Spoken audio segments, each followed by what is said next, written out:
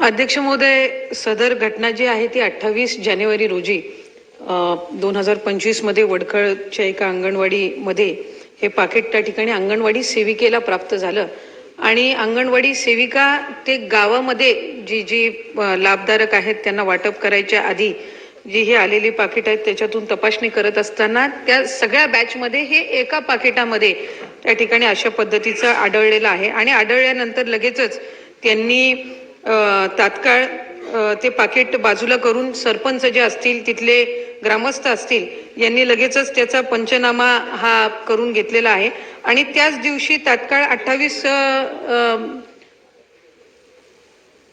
28 तारखेलाच आम्ही पुण्याच्या आणि मुंबईच्या जी लॅब आहे तिथं त्या ठिकाणी हे पाठवण्यात आलं. पण त्याचबरोबर त्या बॅचमध्ये जे इतर जी सर्व पाकिटं सुद्धा जी डिस्ट्रीब्यूट झालेली होती, जी वितरित केली गेलेली होती, त्यांना सुद्धा तपासणीसाठी पाठवण्यात आलं आणि एका दिवसाच्या आत त्या बॅचमधली जी सगळी पाकिटं जी होती ती त्या संबंधित ठेकेदाराकडून बदलण्यात आली. तो संपूर्ण जो पुरवठा केला होता एक.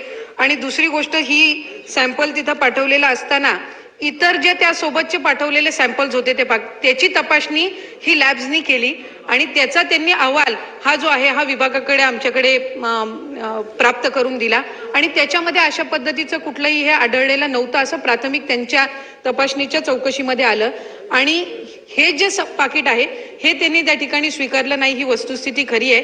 त्यांनी त्याच्यामध्ये आम्हाला लेखी उत्तर सुद्धा त्या संदर्भातलं दिलेलं आहे की मृत झालेला जो कालावधी आहे याच्या नमुन्याची तपासणी ते काही विश्लेषण देऊ शकणार नाही, ॲनालिसिस, आणि त्या पद्धतीनं त्यांनी ते पाठवलं. पण जे उर्वरित पाकिटं होती त्यामध्ये अशा पद्धतीचं कुठलंही मृत प्राणी किंवा असं कुठलंही त्याच्यामध्ये आढळलं नाही. पण तरी सुद्धा 12 तासाच्या आत संबंधित ठेकेदाराला त्या पद्धतीच्या सूचना देऊन आपण सगळी पाकिटं त्या ठिकाणी बदलून घेतली आणि मग त्या संदर्भातली आम्ही एक विशेष, कारण ज्या वेळेला दोन्ही लॅब अशा पद्धतीनं त्या संबंधित जे पाकिट आहे त्याची तपासणी करण्यासाठी नकार देत असतात त्यावेळेला अशा वेळेला काय त्याच्यावर उपाययोजना किंवा कुठल्या लॅबच्या माध्यमातून त्याची तपासणी केली जावी यासाठी आम्ही एक स्वतंत्र समिती सुद्धा ही नेमण्यात येत आहे आणि मग त्यातून यापुढे जर अशा पद्धतीच्या घटना जर घडल्या तर त्याच्यामध्ये काय कुठल्या लॅबचा अहवाल किंवा कुठल्या लॅबकडे ते प्रस्तावित करावं यासाठीची आम्ही ती समिती नेमत आहोत. त्याचबरोबर मला अध्यक्ष महोदय आपल्या माध्यमातून एक माहिती द्यायची आहे की ज्या वेळेला ही THRची प्रोसेस होत असते त्याचा एक साधारणपणे जी मेटल मशिनरी आहे हिची क्लिनिंग होऊन, ग्राइंडिंग होऊन, मिक्सिंग होऊन जवळपास 169 डिग्री टेम्परेचरवर याची हिटिंग केली जाते, एक्स्ट्रॅक्शन आणि मग पॅकिंग केलं जात असतं. त्यामुळे अशा पद्धतीचं त्याच्यामध्ये आढळणं हे साधारणपणे थोडं अवघड असतं. पण त्या संदर्भातली जी समिती आहे ती हे करून त्यामध्ये निश्चितपणाने जे घोषित म्हणजे दोषी कोण आहे हे त्या समितीच्या माध्यमातून पुढे येणार आहे. पण मला आपल्या माध्यमातून अध्यक्ष महोदय, सन्मान्य सदस्य महोदयांना इतकं सांगायचं की ही पाकिटं वाटपाच्या आधीच अंगणवाडी सेविकेच्या ती निदर्शनास आली आणि त्यामुळे ही कोणापर्यंत अशा पद्धतीचं पोहोचली नाही, ती दक्षता अंगणवाडी सेविका आणि यंत्रणेने निश्चितपणाने दाखवली. मंत्री महोदया, एकच मिनिट. मंत्री महोदया, हा जो विषय आहे हा शेवटी लहान मुलांच्या आरोग्याशी संबंधित आहे, त्यांना देणाऱ्या आहाराशी संबंधित आहे. वारंवार प्रत्येक वर्षी कुठे ना कुठे अशी घटना आपल्याला आढळून येते.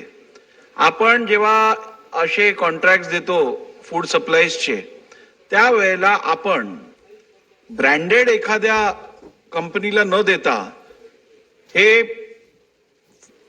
साधारण कुठच्या तरी कॉन्ट्रॅक्टरला देतो, त्याच्यावरती कुठचाही निर्बंध नसतो, त्याला त्याच्या रेप्युटेशन बद्दल कुठची फिकर नसते.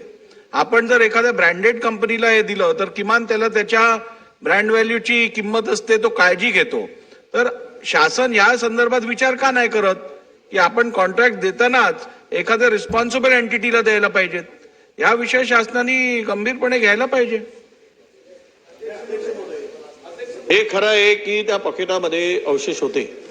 तो उंदीर घुस काय ते असेल तो आपणहून घुसला होता स्वतःहून की मी आता इच्छेनं पाकिटमध्ये जातो असं म्हटलं होतं काय उंदरांनी, घुसीनी?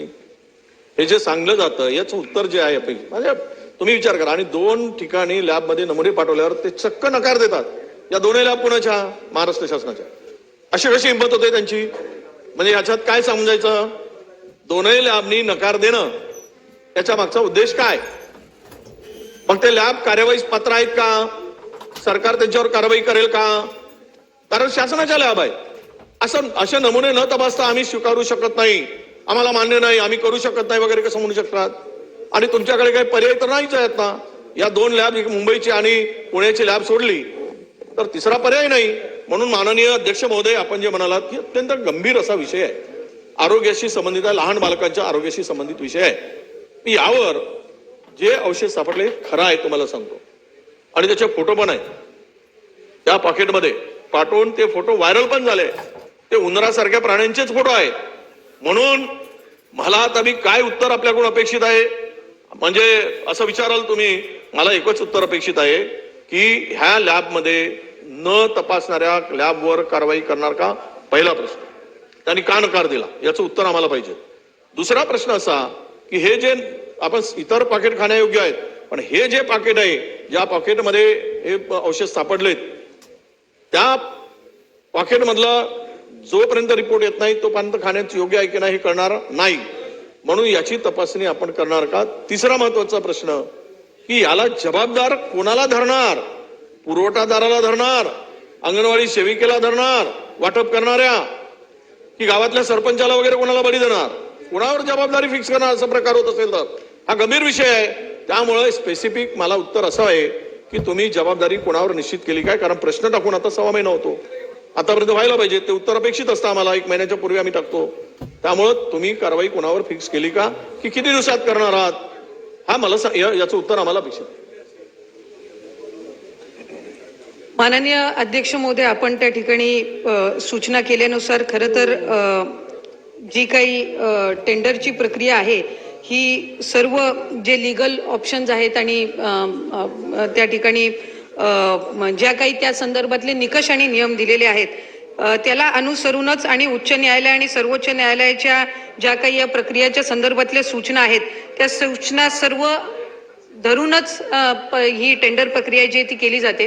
पण आपण सूचित केल्याप्रमाणे त्या संदर्भामध्ये सुद्धा आम्ही विभागाच्या माध्यमातून खरं तर उच्चस्तरीय समिती याचे सर्व निकष आणि नियम हे ठरवत असतात. पण तरी सुद्धा आपण या ठिकाणी सूचित केल्याप्रमाणे विभागाच्या वतीने आम्ही उच्चस्तरीय समिती पुढेही या संदर्भातल्या आपल्या सूचनेनुसार प्रस्ताव हा ठेवू. त्याचबरोबर सन्माननीय सदस्य महोदयांनी या ठिकाणी वडेट्टीवार साहेबांनी जे या ठिकाणी या संबंधित वडखळच्या अंगणवाडीच्या संदर्भामध्ये झालेल्या ज्या काही घटनेच्या बद्दलच्या सूचना दिलेल्या आहेत. खरं तर लॅबला सर्वप्रथम तर ज्या दिवशी ही घटना झाली त्यावेळेला 28 तारखेलाच आम्ही संबंधित जे सॅम्पल आहे ते त्या ठिकाणी लॅबमध्ये पाठवलं आणि ते एकच पाकिट नाही तर त्या बॅचमध्ये जितकी पाकिटं ही उपलब्ध करून देण्यात आलेली होती ही सगळी त्या ठिकाणी आम्ही तपासणीसाठी पाठवून त्या सगळ्या पाकिटांमध्ये काही आढळलं नाही. हा रिपोर्ट ज्या वेळेला लॅबकडून प्राप्त झाला त्याच वेळेला याच्या संदर्भातला प्राथमिक अहवाल जो आहे तो त्या ठिकाणी तयार करण्यात आलेला आहे. पण ही जी संबंधित घटना झालेली आहे आपण म्हटल्याप्रमाणे याच्यामध्ये कोणी ना कोणी दोषी हे निश्चितपणाने आहे. त्यामुळे त्या संदर्भातली एक स्वतंत्र समिती ही आम्ही नेमून त्या संदर्भातलं जे दोषी पुरवठाधारक असेल तर त्यावरती योग्य ती कारवाई आहे ती त्या ठिकाणी केली जाईल. जर या व्यतिरिक्त कोणी त्या ठिकाणी त्यामध्ये दोषी असेल तर त्यावर सुद्धा निश्चितपणाने योग्य ती कारवाई आहे ती त्या ठिकाणी केली जाईल. आणि ती करत असताना ज्या वेळेला ही त्या बॅच मधली जी वितरित केलेली पाकिटं होती ही सुद्धा 12 तासाच्या आत त्या संबंधित ठेकेदाराकडून बदलून घेऊन ती फ्रेश पाकिटं जी आहेत ती आपण त्या संबंध बॅच मध्ये उपलब्ध करून दिलेली. प्रशांत पाटील.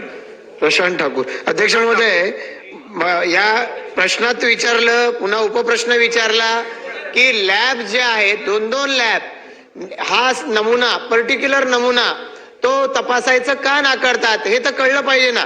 नाहीतर उद्या मुख्य ज्या शस्त्रानं हत्या झाली तो शस्त्र सोडून बाकी सगळी शस्त्र तपासून झाली अशा पद्धतीचं हे उत्तर आहे. त्यामुळे हे नमुना पर्टिक्युलर पाकिटाचा का नाकारला हे सांगितलं पाहिजे आणि अशा नाकारणाऱ्या लॅब्स विरुद्ध कारवाई झाली पाहिजे. अध्यक्ष महोदय, ती करणार का? त्यांनी आत्ताच उत्तर दिलं की ज्या लॅबनी तपासणी केली नाही त्या लॅबनी का केली नाही या संदर्भातली समिती स्थापन करतील. त्यांनी उत्तर दिलं आता. पुढचा घ्या. नाही अध्यक्ष महोदय, हा जो विषय आपण चर्चेला सभागृहात घेतलेला आहे तो अत्यंत महत्वाचा आहे आणि सन्मान्य सदस्य विजय वडेट्टीवार साहेबांनी सांगितल्याप्रमाणे महाराष्ट्रातील शालेय शिक्षणामध्ये जे विद्यार्थी जातात त्यांच्या आरोग्याचा आणि त्यांच्या भविष्याच्या संदर्भातला हा अत्यंत महत्वाचा विषय. अध्यक्ष महोदय, याच मागच्या महिन्यात 6 फेब्रुवारीला माझ्याच मतदारसंघातील देवराष्ट्र गाव स्वर्गीय यशवंतराव चव्हाण साहेबांची जन्मभूमी आहे. त्या गावामध्ये सुद्धा अशाच प्रकारची एक घटना घडली आणि तिथे सुद्धा शालेय पोषण आहारात किडे आढळले. तिथलं हे नाशलेलं होतं, तिथलं जे काही खाद्यपदार्थ होते. आणि म्हणून अध्यक्ष महोदय, ज्या गोष्टीवर मंत्री महोदयाने एक उत्तर दिलं की विशिष्ट बॅच ज्याच्यात ते उंदीर सापडला गेला, जी गडचिरोलीतली किंवा विदर्भातली घटना होती, त्या बॅचची तपासणी केली जाईल, पण त्या पाकिटाची, पण ते पाकिट शेवटी कुठल्या तरी बॅच मधनं बनवलं जातं आणि म्हणून त्या बॅचचा संपूर्ण तपासणी सुद्धा करणं आवश्यक आहे. कारण एखाद्या उत्तरात सांगितलं. पण अध्यक्ष महोदय, तिथं पोहोचल्यानंतर त्या बॅचची तपासणी केली जात नाही, ते थांबवलं जात नाही. फक्त तेवढंच एक या ठिकाणी बाजूला काढलं जातं आणि संपूर्ण बॅच आहे तसा व्यतिरिक्त केला जातो. अशीच घटना माझ्या पलूसमध्ये काही महिन्यांपूर्वी घडली होती. त्याच्यात एक सापाचं पिल्लूही सापडलेलं होतं आणि त्या बॅच मधला एक भाग फक्त काढण्यात आला. संपूर्ण बॅच हा थांबवला पाहिजे, ही माझी एक मागणी आहे. आणि म्हणून अध्यक्ष महोदय, मला असं म्हणायचं की वारंवार ही खाद्यपदार्थ ह्याच्यात काहीतरी आढळतं, ह्याच्यात कुठेतरी ही खाद्यपदार्थात नाशतात, त्याच्यात किडे सापडले जातात. म्हणून अध्यक्ष महोदय, कुठेतरी ड्रायफ्रूट सुद्धा ह्याच्यामध्ये शालेय पोषण आहाराच्या विद्यार्थ्यांना त्याचं द्यावे, असंही सभागृहात एकदा पूर्वी चर्चा झाली होती. बेदानासारखा असेल, इतर काही असतील, हे ड्रायफ्रूट सुद्धा विद्यार्थ्यांना दिले तर त्यांच्या आरोग्याच्या दृष्टीने चांगले राहतील.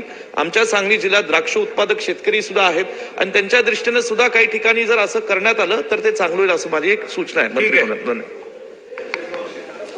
खरं तर अध्यक्ष महोदय, माझ्या सुरुवातीच्याच उत्तरामध्ये मी त्या संदर्भातलं सन्मान्य सदस्य महोदयांना माहिती दिलेली आहे की ज्या वेळेला एखाद्या अंगणवाडी असेल त्या केंद्राच्या अंतर्गत उदाहरणार्थ जर 19 घरं असतील तर ज्या वेळेला एका पाकिटामध्ये असं आढळतं त्यावेळेला सबंध जी 19 पाकिट आहेत ती त्या ठिकाणी बदलली जात असतात आणि तपासणीला पाठवली जात असतात. आणि तशाच पद्धतीनं त्या बेटमधली ज्या सगळ्या अंगणवाड्या असतात त्याच्यातलीही पाकिटं ही त्या ठिकाणी तपासणीला पाठवली जात असतात. पुसदमधली ही गेल्या वेळेसची जी नमूद केलेली आपण घटना आहे त्यावेळेला त्याच पद्धतीची आपण जी कारवाई आहे ती केलेली आहे. आणि या व्यतिरिक्त लॅबच्या संदर्भातल्या ज्या सूचना आलेल्या आहेत त्यानुसार आम्ही सार्वजनिक आरोग्य विभागाच्या सोबत त्या संदर्भातली एक स्वतंत्र बैठक आयोजित करून अशा जर घटना घडल्या तर प्रयोगशाळेमध्ये त्या संदर्भातली आमच्या त्यासाठी काय त्यांच्याकडनं सहकार्य किंवा त्याच्यामध्ये काय आणखीन उपाययोजना आम्ही करू शकू या संदर्भातलं त्यांच्यासोबत समन्वय साधून पुढच्या कालावधीमध्ये सुरुवातीला आमचा प्रयत्न राहील की अशा पद्धतीच्या घटना घडूच नाही, पण जर घडल्या तर त्यावर लॅबच्याकडनं अधिकाधिक सहकार्य मिळण्याच्या दृष्टिकोनातून जो काही समन्वय तो आरोग्य विभागासोबत साधण्यात येईल. चला पुढे जाऊया आता. कॅप्टन साहब, मुंबई का आंगनवाड़ी में अध्यक्ष महोदय, मुंबई का आंगनवाड़ी में खिचड़ी और चन्ना और बेल, खिचड़ी चन्ना और बेल मिलता है. 15 मिनिटं झाली, आता नाही. बच्चे लोग का प्रोटीन का आइटम नहीं मिल रहा है. खिचड़ी चन्ना बेल में तो कोई प्रोटीन मिलेगा नहीं. अंडा और केला ये सरकार का तरफ से गरीब बच्चे को मिल सकता है कि नहीं? धन्यवाद. सन्मान्य सदस्य महोदयांनी अध्यक्ष महोदय जी या ठिकाणी प्रश्न विचारलेला आहे तो महानगरपालिकेच्या क्षेत्रातला आहे आणि त्यांच्या बालवाडी असतील किंवा अंगणवाड्या असतील हे महानगरपालिकेच्या क्षेत्रामध्ये त्यांच्या माध्यमातून ते सर्व राबवलं जातं. पण तरी सुद्धा ज्या सूचना त्यांनी दिलेल्या आहेत त्या आम्ही महानगरपालिकेच्या संबंधित विभागापर्यंत कळवू. शेवटचा सरोजताई, शेवटचा. सन्मान्य अध्यक्ष महोदय, आज हा जो प्रश्न उपस्थित केलेला आहे सभागृहामध्ये, या प्रश्नाचा रायगड जिल्ह्यातला जरी हा विषय प्रश्न असला तरी संपूर्ण महाराष्ट्रामध्ये अशीच परिस्थिती आहे.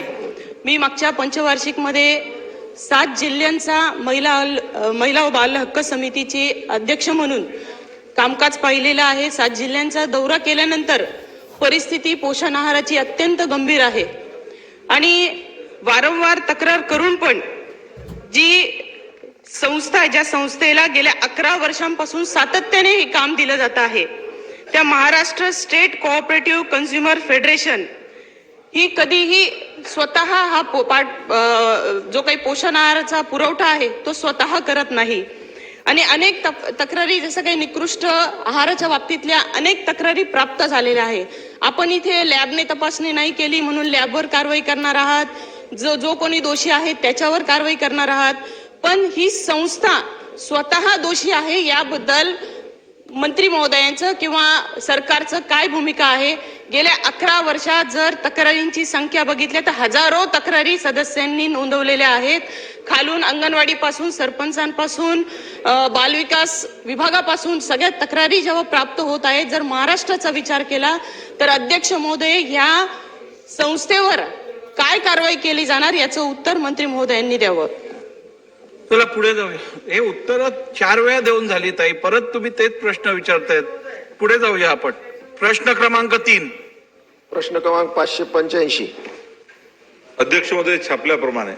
अध्यक्ष महाराज, आपण जर उत्तर पाहिलं तर सरकारी पत्राचं कसं उत्तर असते तशा प्रकारचं उत्तर देण्यात आलं. अध्यक्ष, हे जितके काही बंधारे बांधण्यात आले आहेत फक्त परभणी जिल्ह्यातच नाही तर महाराष्ट्रातच मोठ्या प्रमाणात हे नादुरुस्त झालेले आहेत. कशाला गेट नाही, गेट कुठं तुटून गेलेले आहेत आणि कुठेही पाणी साठत नाही.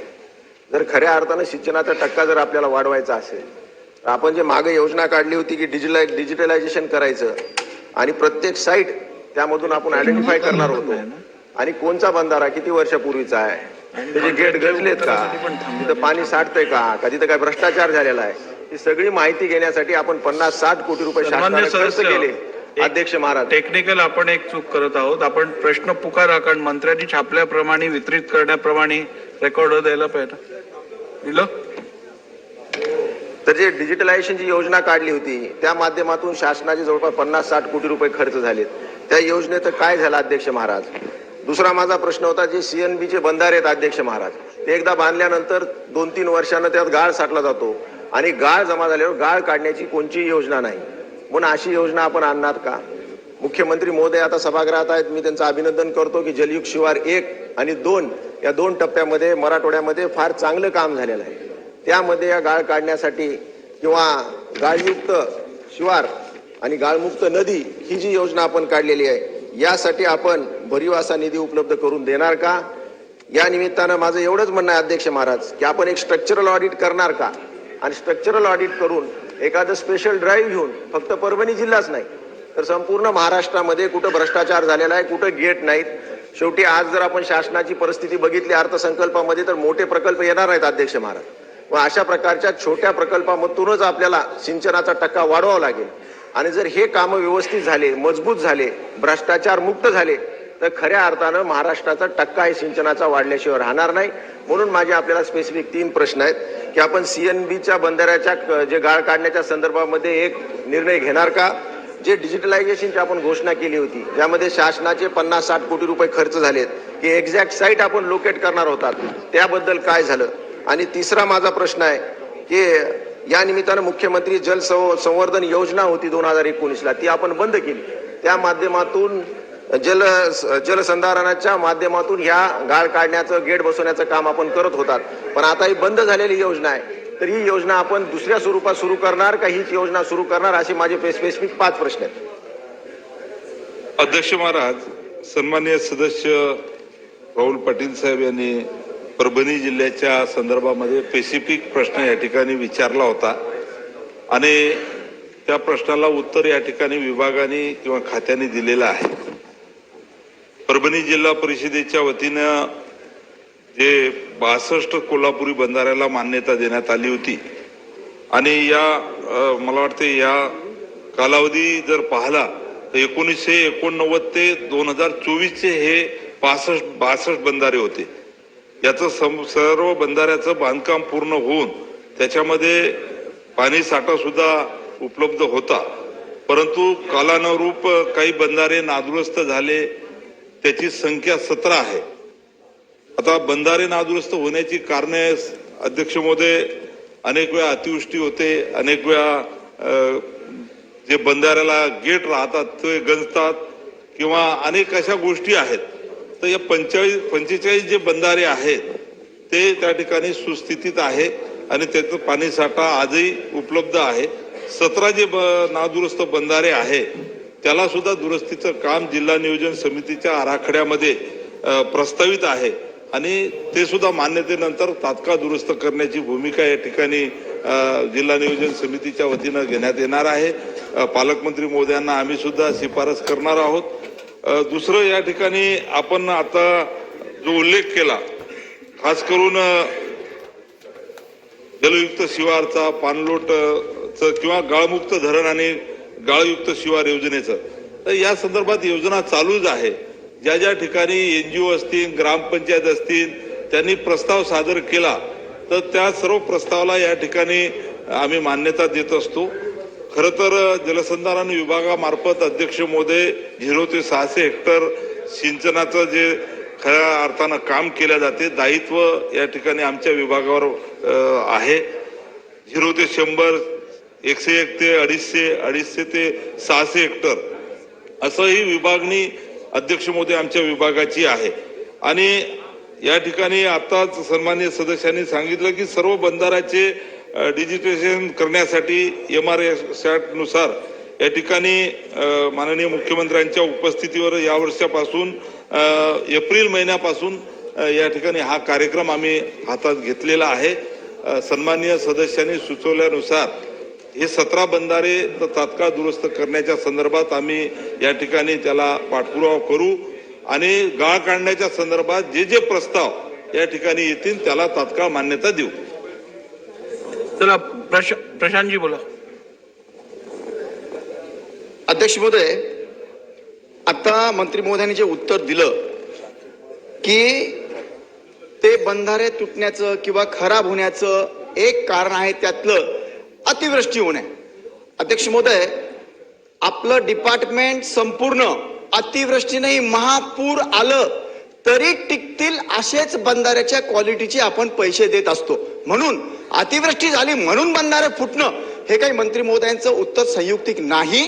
नंबर 2, त्या बंधाऱ्यांमध्ये अक्षरशः जी साईज असते मेटलची ती ओव्हर साईज म्हणजे अक्षरशः डब्बर भरण्यात आला आहे.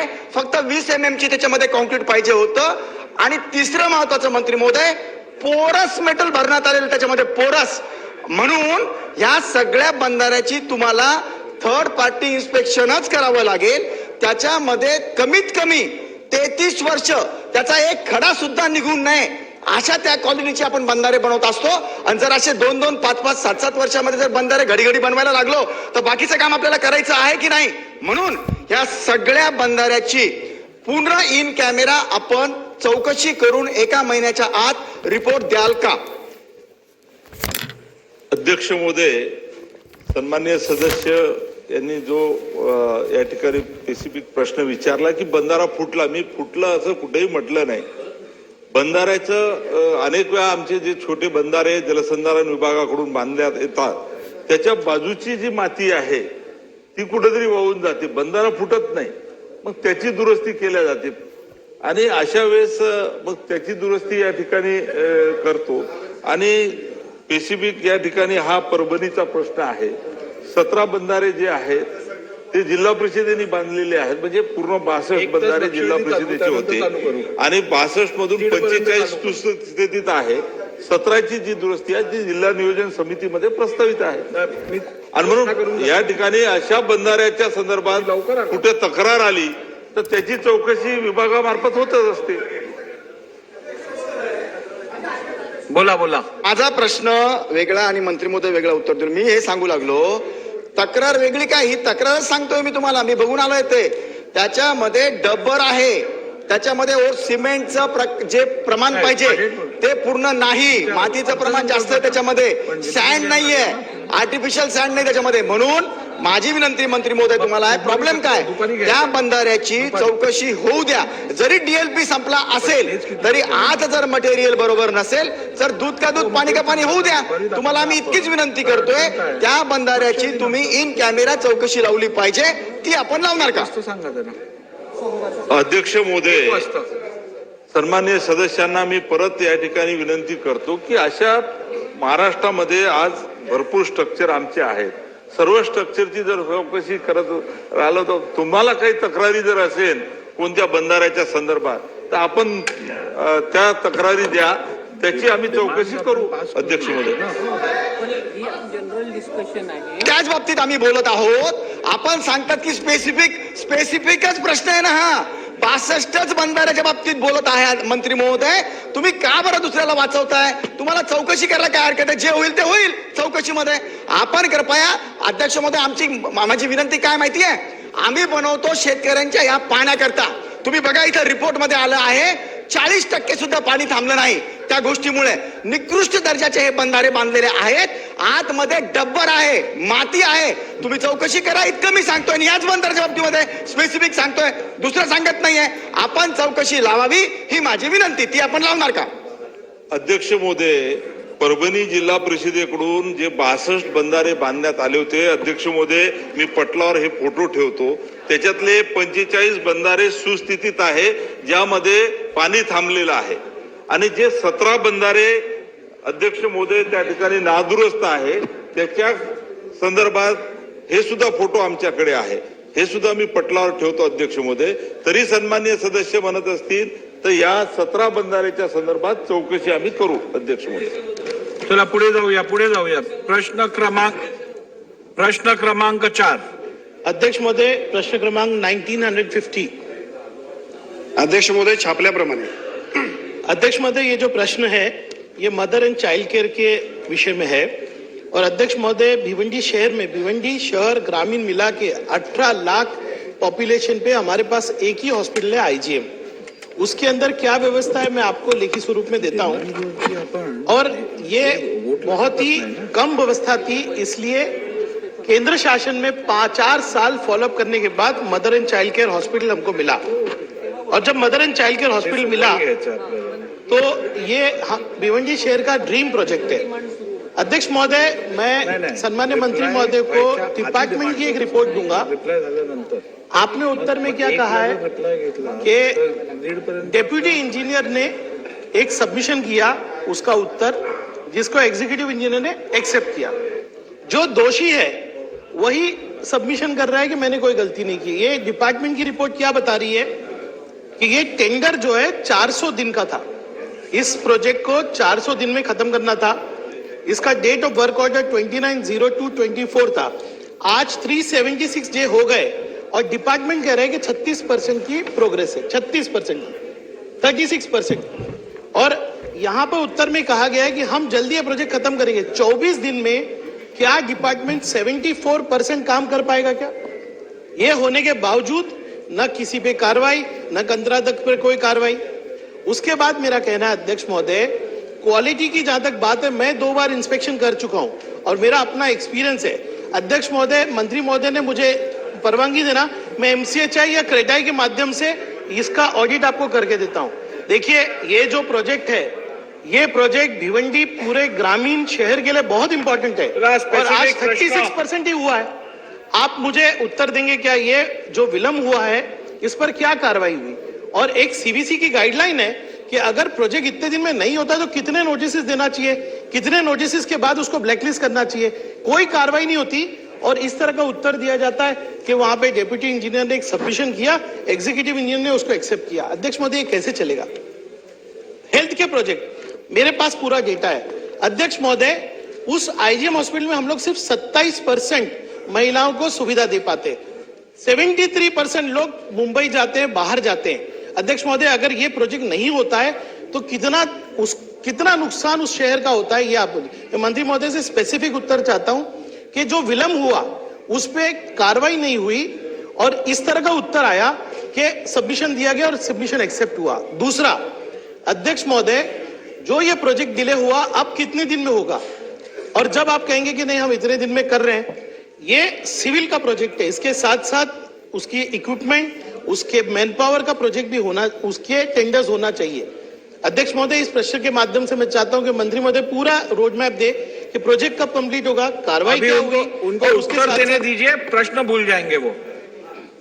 चला.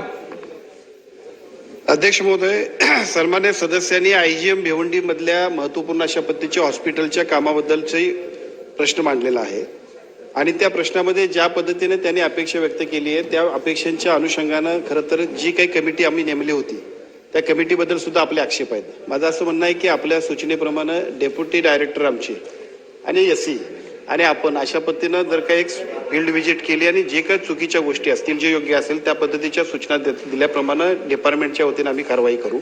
अपेक्षित आपल्याला जे आहे तेच डिपार्टमेंटला आहे की काम चांगलं आणि दर्जेदार व्हायला पाहिजे, त्याच्यामध्ये कुठेही उणीव असू नये.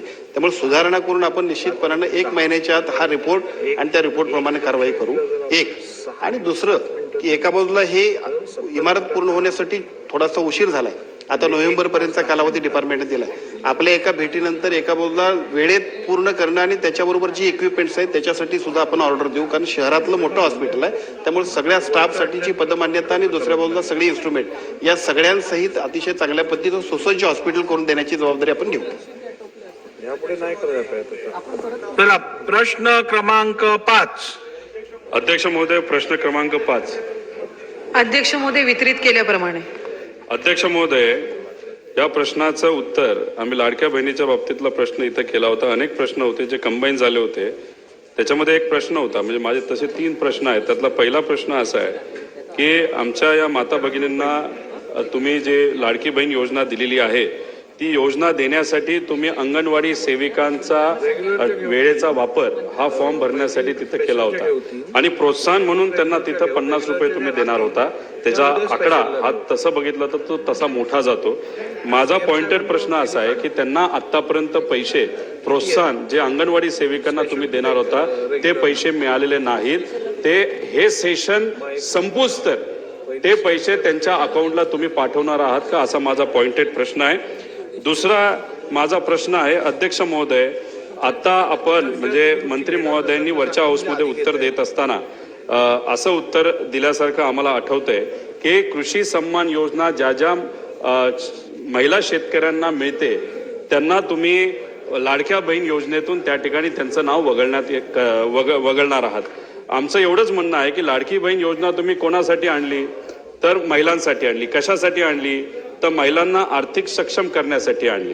आता याच्यामध्ये केंद्र सरकार ही कृषी सन्मान योजना का देते तर शेतकऱ्यांना अनेक अडचणी असतात. सोयाबीनचे भाव टिकत नाहीत, तिथं फर्टिलायझरचे भाव वाढलेले आहेत, खर्च परवडत नाही, म्हणून शेतकऱ्याला सक्षम करण्यासाठी तो पैसा तिथं दिला जातो. तर आमचं मत असं आहे की हे 2 योजना मिक्स न करता तुम्ही जी योजना लाडक्या बहिणीसाठी दिलेली आहे, कारण का इलेक्शनच्या काळामध्ये या महिलांना ज्यांना अध्यक्ष महोदय महत्वाचं आहे कृषी सन्मान योजना ज्यांना दिली जात होती तो आकडा तुमच्याकडे असताना त्यांची नावं असताना सुद्धा अशा 20 ते 25 लाख महिलांना तुम्ही ही लाडकी बहीण योजना दिली. मग आता तुम्ही जर त्यांचं नाव वगळणार असाल तर कुठेतरी एक संदेश असा जातो त्यांचा वापर फक्त इलेक्शन पुरता केला. तर आमचं आपल्याला म्हणणं असं आहे की त्यांचं नाव याच्यामध्ये वगळू नये, कारण का या 2 वेगळ्या योजना आहेत आणि आमचं हे म्हणणं आहे ते लोकांचं महिलांचं म्हणणं आहे.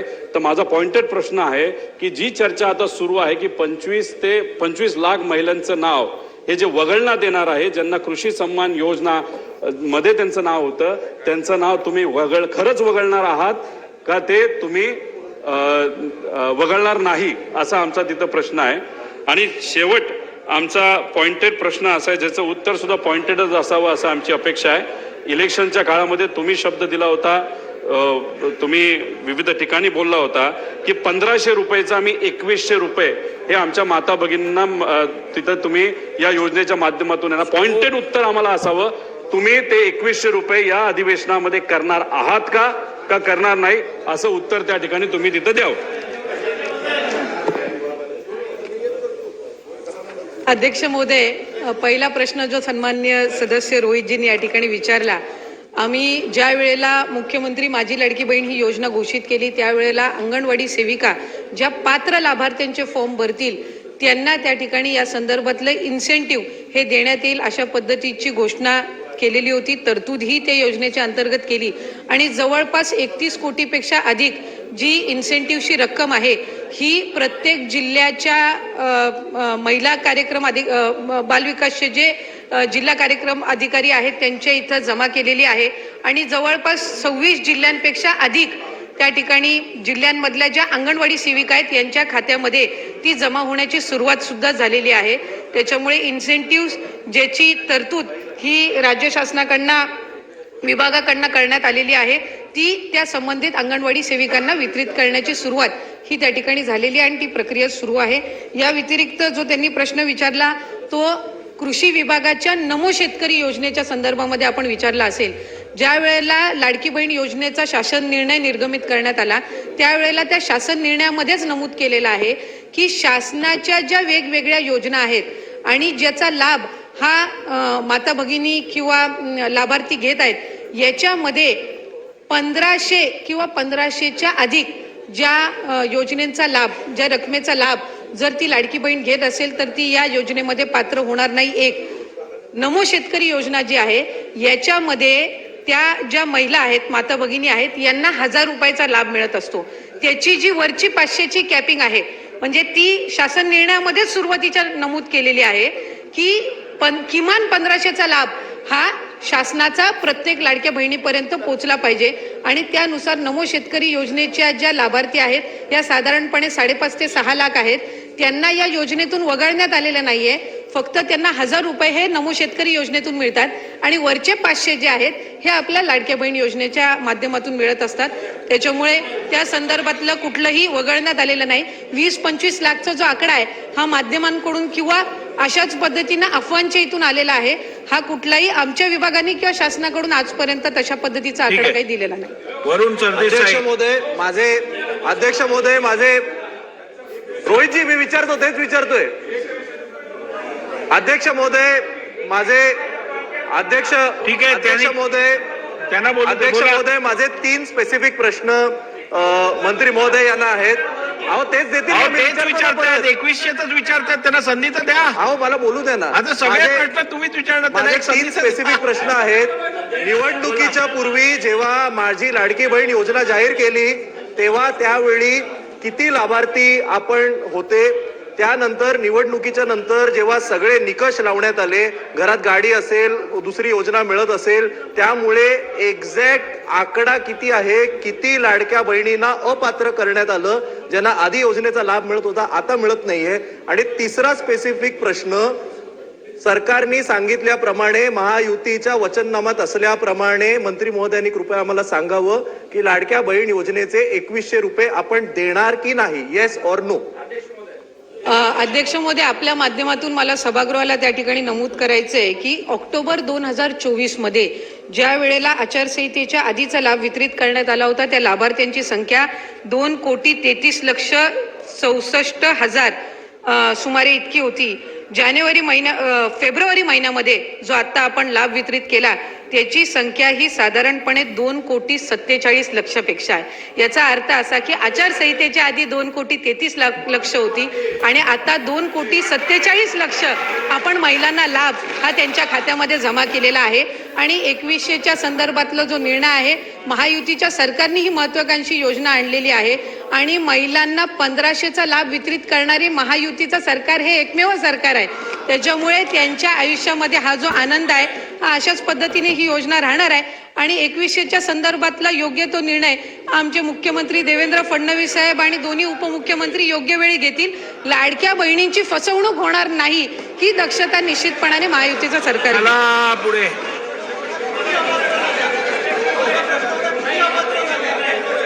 चला, सगळं समाधानकारक झालेलं आहे. प्रश्न क्रमांक 6. प्रश्न क्रमांक 6. अध्यक्ष महोदय, प्रश्न क्रमांक 6. महोदय छापल्याप्रमाणे कोण आहेत? छापल्याप्रमाणे अध्यक्ष महोदय. अध्यक्ष महोदय अध्यक्ष महोदय अध्यक्ष महोदय हे प्रश्न बोला बोला बोला, मंत्री महोदय बोला. अंमलबजावणी होण्याबाबत हा प्रश्न आहे. माझे माननीय मंत्री महोदयांना 2-3 प्रश्न आहे. अध्यक्ष महोदय, राज्यातील बहुतांश जिल्हा परिषद अद्ययावत संगणक, बॅटरी बॅकअप, स्नॅकर आणि हायस्पीड इंटरनेटची जाणवत आहे. त्यामुळे ही ऑफिसची प्रभावी अंमलबजावणी होण्यासाठी या पायाभूत सुविधांची खरेदी करण्यासाठी शासन राज्यातील जिल्हा परिषदांना विशेष अनुदान शासन उपलब्ध करून देणार आहे काय? अध्यक्ष महोदय, माझा दुसरा प्रश्न आहे. शासन लक्षवेधी मांडण्यात येतो. बसा. 21 डिसेंबर 2024 अन्वये राज्यातील सर्व जिल्हा लक्षवेधी परिषदांना मांडा देतो.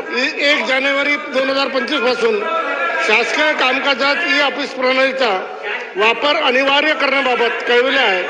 त्यानुसार जिल्हा परिषदांमध्ये ई ऑफिस प्रणालीचा अवलंब करण्यात येत आहे असे पत्रात नमूद केले आहे.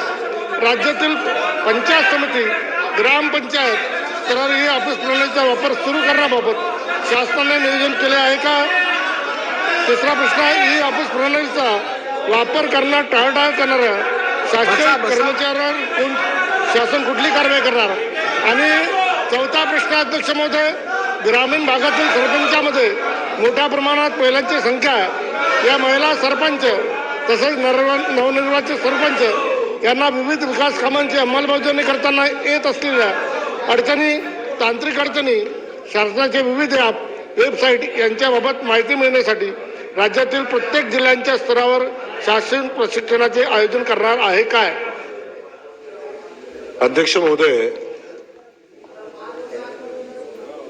सन्माननीय सदस्य महोदयांनी 4 प्रश्न या ठिकाणी अध्यक्ष महोदय विचारलेले आहेत.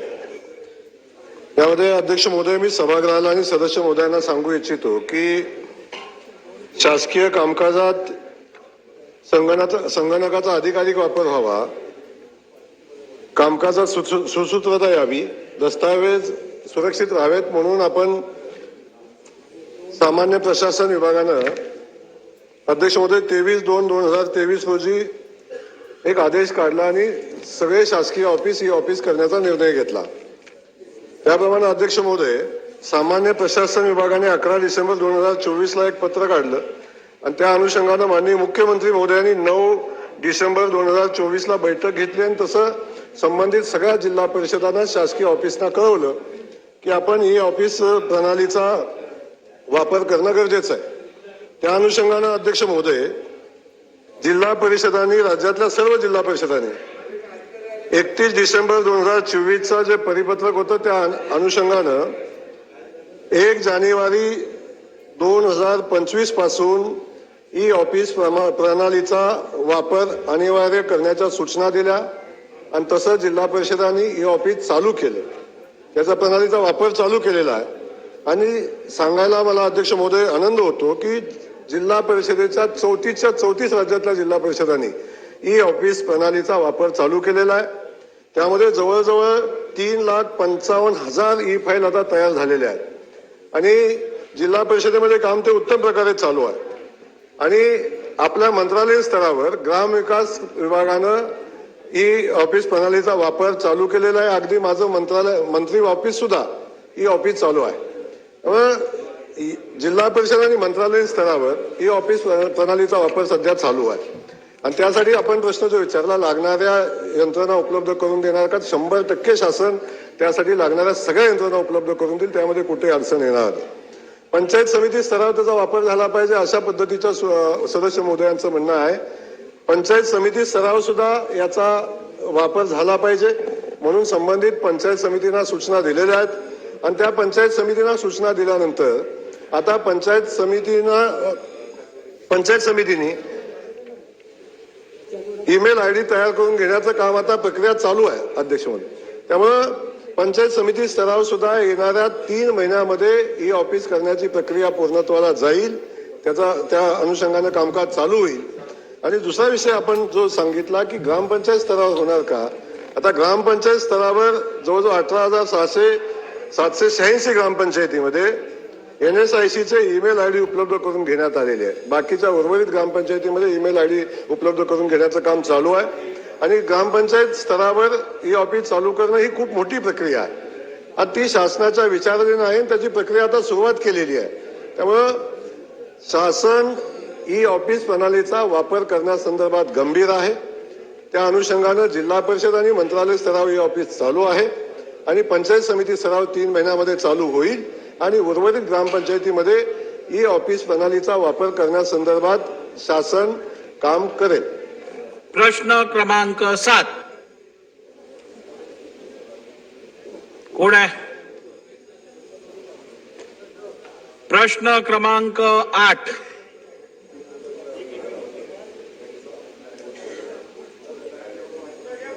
प्रश्न क्रमांक 9